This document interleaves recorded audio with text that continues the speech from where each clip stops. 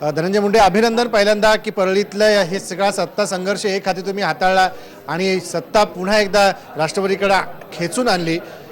काय वाटतंय परळीतल्या आजच्या विजयाबद्दल आणि राज्यातल्या एकूण राष्ट्रवादीच्या विजयाच्या बद्दल?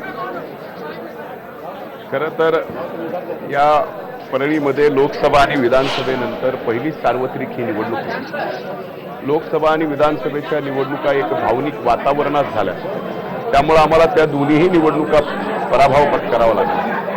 या निवडणुकीमध्ये आज आम्ही परळीच्या जनतेला मागच्या 5 वर्षात जो विकास केला त्या विकासाच्या मुद्द्यावर आम्ही या ठिकाणी ही निवडणूक लढली आणि विकासाच्या मुद्द्यावर आणि जो काम करतो त्याच्या पाठीमागे उभं राहायला पाहिजे ही भावना परळीकरांनी आज या परळी नगर परिषदेच्या निवडणुकीमध्ये आमच्या राष्ट्रवादी काँग्रेस पार्टीच्या बाजूने या ठिकाणी दाखवली। धनंजयराव, या निवडणुकीमध्ये खूप अतितटीची स्पर्धा होती। तुमच्या समोर तुमच्या 2 भगिनी उभ्या होत्या आणि विशेषतः पंडित अण्णा गेल्यानंतरची ही तुमची निवडणूक तुमच्यासाठी खूप प्रतिष्ठेची होती। पण यात विकासाच्या मुद्द्याऐवजी भावनिक राजकारण जास्त खेळलं गेलं असा आरोप स्थानिकांकडून केला जातो। काय तुम्ही त्याच्यावर उत्तर देणार? नाही, एक लक्षात घ्या, आम्ही विकासाच्या मुद्द्यावरतीच या ठिकाणी निवडणूक लढवली। खरं तर मला आणखीन माझे वडील जाऊन 1.25 महिनाही झाला नाही, त्यामुळे मला फारसं बाहेर पडताही आलं नाही। मी 48 सभा राज्यामध्ये गेलो आणि शेवटचे 3 दिवस मी फक्त परळीत होतो। परळीमध्ये या ठिकाणी आम्ही आमचे वडील गेल्याचं राजकारण भावनिक कधीही केलं नाही। आम्ही कुठलाही हा मुद्दा उपस्थित केला नाही। आम्ही मुद्दा फक्त एवढाच उपस्थित केला की या परळीकरांच्या आजपर्यंत कोण कामाला आलंय, या परळीकरांचा विकास कोणी केला। मी खरं तर आज आदरणीय अजितदादा पवार साहेबांचे आभार मानेल की त्यावेळेस उपमुख्यमंत्री असताना त्यांनी फार भरीव निधी या परळी नगर परिषदेच्या विकासासाठी दिला, जो पूर्वी 35-40 वर्षात परळीकरांनी कधी विकास पाहिला नव्हता। तो विकास आम्ही परळीकरांना देऊ शकलो आणि आमच्याकडून प्रतिष्ठेची भावनिक करायचा विषय नव्हताच, पण सबंध अर्धा डझन मंत्रिमंडळ या ठिकाणी या परळीमध्ये प्रचाराला आलं राज्याच्या मुख्यमंत्र्यासहित। पण माझ्याकडून मी फक्त एकटाच प्रचाराला होतो। इथं स्थानिक खासदार 15 दिवस ठाण मांडून होते, इथल्या पालकमंत्री स्वतः 10 दिवस इथं ठाण बांधून होत्या आणि अशा परिस्थितीमध्ये सत्तेच्या विरोधात राज्य सत्तेच्या परळीकरांनी जो मताचा कौल दिलाय हे काम करणाऱ्या पक्षाच्या पाठीमागं आणि काम करणाऱ्या माणसाच्या पाठीमागं उभं केलं। पण धनंजय मुंडे, ज्या प्रकारे आपण बघतोय परळीतली ही सत्ता तुम्ही हस्तगत केली, पण एक विरोधी पक्षनेते आहात, पक्षाचे नेते आहात, तर या सगळ्या पार्श्वभूमीवर पाहताना मराठवाड्यात थोडाफार प्रमाणात चांगलं यश राष्ट्रवादीला मिळताना दिसतंय, पण जे अपेक्षित यश राज्यात मिळायला हवंय त्या प्रमाणात ते यश मिळताना दिसत नाही। याची कारणं काय वाटतात तुम्हाला? नाही, मला एक तर लक्षात येत नाहीये की मराठवाड्यामध्ये राष्ट्रवादी काँग्रेस पार्टीला फार चांगलं यश मिळालंय। राज्यभराच्या माझ्याकडे आणखी मी पाहिलं नाही, मी आत्ताच बाहेर पडलोय, त्यामुळे मला थोडीशी माहिती घ्यावी लागेल। मी माहिती घेऊन परत आपल्याशी याबाबतची चर्चा करू शकतो, कारण कुठली नगर परिषद कुठल्या राजकीय समीकरणावरती लढली गेलेली आहे या सगळ्या विषयावरती मला माहिती घेऊन आपल्याशी सविस्तर चर्चा करता।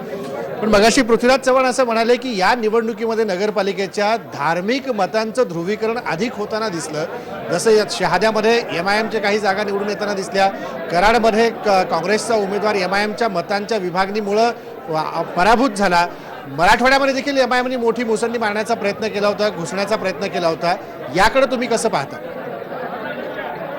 खरं तर ज्या मराठवाड्यातून MIM या ठिकाणी या राज्यात घुसलं त्या MIMला मराठवाड्यामध्ये फार यश मिळालंय असं मला या ठिकाणी दिसत नाही। काही ठिकाणी हे नक्की आहे की सेक्युलर मतामध्ये विभागणी व्हावी यासाठी MIMला भारतीय जनता पार्टीने फार मोठी ताकद रसद दिलेली आहे आणि त्यामुळे त्यांना उभं केलं।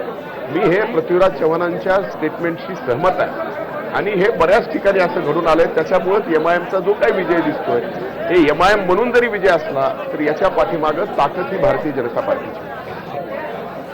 या निवडणुकीमध्ये नोटाबंदीचा फटका बसला किंवा नोटबंदी असूनही वेगळ्या पद्धतीने पैशाचं राजकारण झालं असं आता पराभवाला सामोरे जाणाऱ्या काँग्रेस आणि राष्ट्रवादी काँग्रेसच्या नेत्यांकडून म्हटलं जातं। तुमचा काय अनुभव आहे तुमच्या परिसरातला?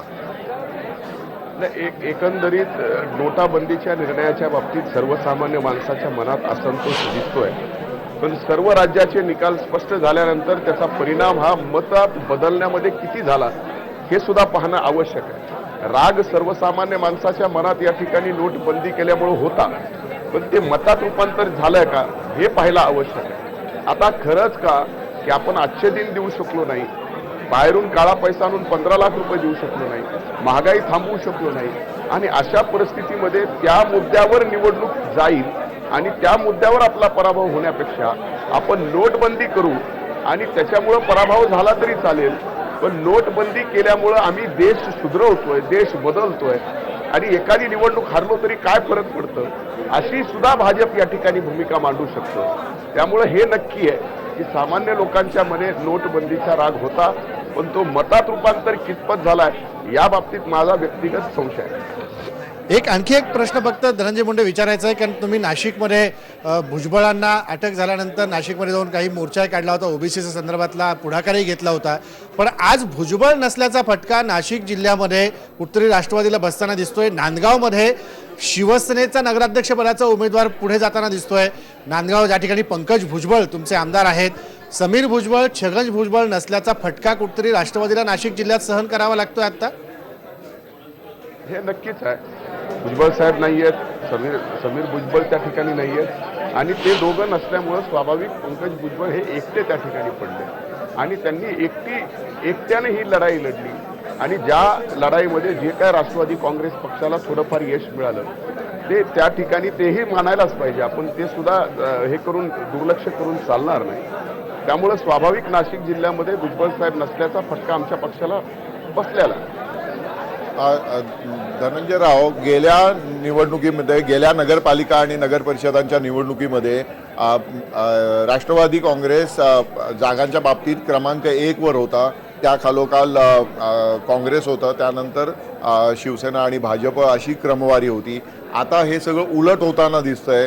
ज्या शिवसेना आणि भाजपला 90 नगरपालिकांमध्ये खातंसुद्धा उघडायला मिळालं नव्हतं, अनेक नगरपालिकांमध्ये त्यांची 4 किंवा 5च्या वर जागा नव्हत्या, तिथे आता ते सत्ता हस्तगत करताना दिसत आहेत. तर हा जो मोठा बदल आहे, हा बदल तुम्ही कसा, याच्याकडे बदलाकडे कसं पाहता?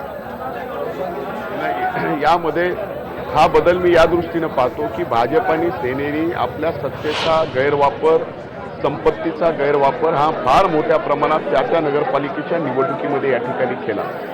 प्रत्येक नगरपालिकेच्या निवडणुकीमध्ये MIM सारख्या सेक्युलर मतामध्ये विभागणी करणाऱ्या एका पक्षाला त्यांनी फार मोठी धनसंपत्ती निवडणुकीमध्ये दिली, म्हणूनच ते निवडणूक लढवू शकले.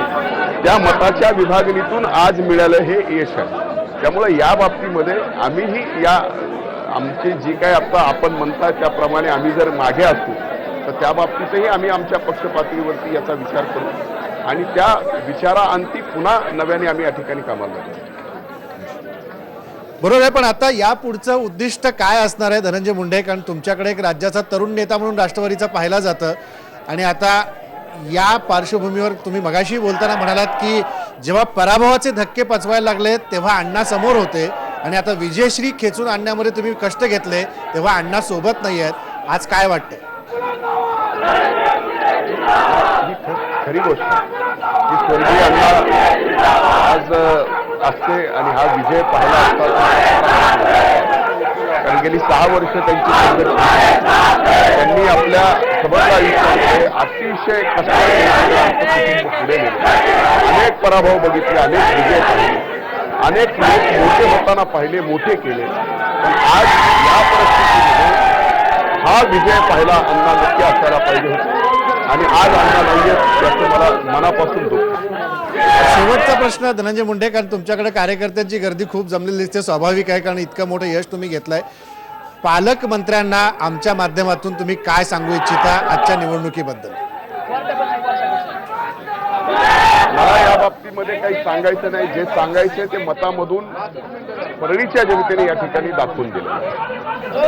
धन्यवाद. धन्यवाद धन्यवाद धनंजय मुंडे, तुम्ही आलात आणि या सगळ्या चर्चेत सहभागी झालात.